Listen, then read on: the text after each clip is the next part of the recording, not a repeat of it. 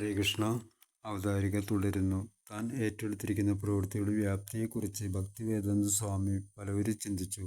ശ്രീമദ് ഭാഗവതത്തിൽ 18,000 ശ്ലോകങ്ങളാണുള്ളത്. 12 കാണ്ഡങ്ങളിലായി തിരിച്ചിരിക്കുന്ന ഈ മഹത് കൃതി വിവർത്തനം ചെയ്യുമ്പോൾ കുറഞ്ഞത് 60 വാല്യങ്ങളെങ്കിലും വരും. ഇത് പൂർത്തിയാക്കാൻ 5-7 വർഷങ്ങൾ കൊണ്ട് സാധ്യമായേക്കാം എന്ന് അദ്ദേഹം പ്രത്യാശിച്ചു. അദ്ദേഹം എഴുതി: ഭഗവാൻ എൻ്റെ ആരോഗ്യം കാത്തു സൂക്ഷിക്കുകയാണെങ്കിൽ എനിക്ക് ഈ സംരംഭം പൂർത്തിയാക്കാൻ സാധിക്കും. അങ്ങനെ എൻ്റെ ഗുരുദേവൻ ശ്രീല ഭക്തിസിദ്ധാന്ത സരസ്വതിയുടെ ആജ്ഞകൾ എനിക്ക് നിറവേറ്റാനും സാധിക്കും. ഭക്തിവേദാന്ത സ്വാമി സന്യാസം സ്വീകരിക്കുന്നത്, ഭാഗവത പരിഭാഷ നടത്തി അത് പ്രസിദ്ധീകരിക്കാൻ ആഗ്രഹിക്കുന്നത്, പാശ്ചാത്യ ദേശങ്ങളിൽ കൃഷ്ണബോധം പ്രചരിപ്പിക്കാനുദ്ദേശിക്കുന്നത്, ഇവയെല്ലാം തന്നെ പരസ്പര പൂരകങ്ങളാണ്. കൃഷ്ണാവബോധം പ്രചരിപ്പിക്കാൻ പുസ്തകങ്ങൾ അത്യന്താപേക്ഷിതമാണ്. പ്രത്യേകിച്ച് പശ്ചിമദേശങ്ങളിൽ അപ്പോൾ തന്നെ ലക്ഷക്കണക്കിന് പുസ്തകങ്ങൾ ഉണ്ടായിരുന്നു. എന്നാൽ ജനങ്ങളുടെ ജീവിതത്തിൽ അനുഭവപ്പെട്ടുവരുന്ന ആത്മീയദാഹം ശമിപ്പിക്കാനുതകുന്ന ഒരു ഗ്രന്ഥം ഇനിയും വന്നെത്തിയിരുന്നില്ല. ഭക്തിവേദാന്ത സ്വാമിയുടെ ദൗത്യം അങ്ങനെയുള്ളൊരു ഗ്രന്ഥം ലോകജനതയ്ക്കറിയാവുന്ന ഭാഷയിൽ രചിക്കുക എന്ന ലക്ഷ്യത്തിൽ ഒതുങ്ങിയില്ല. പിന്നീട് കാണപ്പെട്ടതെന്തെന്നാൽ അത് പാശ്ചാത്യ ദേശങ്ങളിൽ എത്തിക്കുകയും പ്രസ്തുത ഗ്രന്ഥങ്ങളുടെ സഹായത്തോടെ പരമമായ ഈശ്വരപ്രേമം വളർത്തേണ്ടത് എങ്ങനെയെന്ന് ജനസാമാന്യത്തെ പഠിപ്പിച്ചതുമെല്ലാം അതേ വ്യക്തി തന്നെയായിരുന്നു.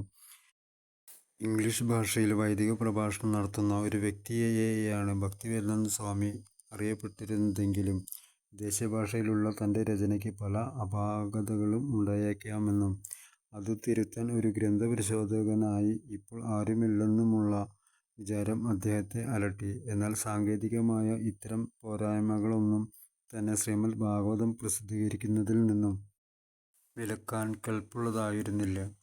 അദ്ദേഹം എഴുതി: ഇതൊരു അത്യാഹിത കാലഘട്ടം പോലെയാണ്. വീടിനുള്ളിൽ തീ പടരുമ്പോൾ വീട്ടിലുള്ളവർ പുറത്തേക്കോടി അയൽപക്കക്കാരോട് സഹായം അപേക്ഷിച്ച് നിലവിളിക്കുന്നു. ഒരുപക്ഷേ അവർ മറ്റു ഭാഷക്കാരാണെങ്കിൽ കൂടി നമ്മെ അവരപ്പോൾ മനസ്സിലാക്കുന്നു. നാം പറയുന്നത് ശരിയായ ഭാഷയിലല്ലെങ്കിൽ കൂടി നമ്മുടെ ആവശ്യം എന്തെന്ന് മനസ്സിലാക്കാൻ തദവസരത്തിൽ അവർക്കു സാധിക്കും. ഇതേ സഹകരണ മനോഭാവത്തിലൂടെ ശ്രീമദ് ഭാഗവതം ഉദ്ഘോഷിക്കുന്ന സന്ദേശം എല്ലാ ജനങ്ങളും കൈക്കൊണ്ടാൽ പലതരത്തിലുള്ള മാലിന്യങ്ങൾ നിറഞ്ഞു കവിയുന്ന ഇന്നത്തെ അന്തരീക്ഷത്തിലും ഈ സന്ദേശം എല്ലാവരിലും എത്തിക്കാനാവും. ശ്രീമദ് ഭാഗവതത്തിൻ്റെ ഗ്രന്ഥകർത്താവായ ശ്രീല വ്യാസദേവനോട് അങ്ങേയറ്റം ആദരവ് പുലർത്തിക്കൊണ്ട് ഒരു മാറ്റങ്ങളും വരുത്താതെയാണ് ഭക്തിവേദാന്ത സ്വാമി അത് അവതരിപ്പിച്ചു പോന്നത്.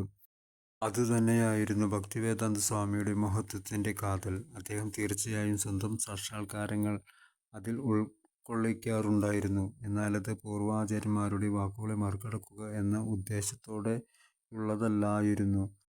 വൈഷ്ണവ ഗുരുപരമ്പരയുടെ ആധികാരികമായ രീതിക്കനുസൃതമായി മാത്രം ശാസ്ത്രത്തെ അവതരിപ്പിക്കുക എന്നതത്രേ സർവപ്രധാനമായ കാര്യം. ഇക്കാര്യത്തിലാകട്ടെ ഭക്തിവേദാന്ത സ്വാമിക്ക് സാങ്കേതിക പ്രശ്നങ്ങൾ ഒന്നും തന്നെയില്ലായിരുന്നു.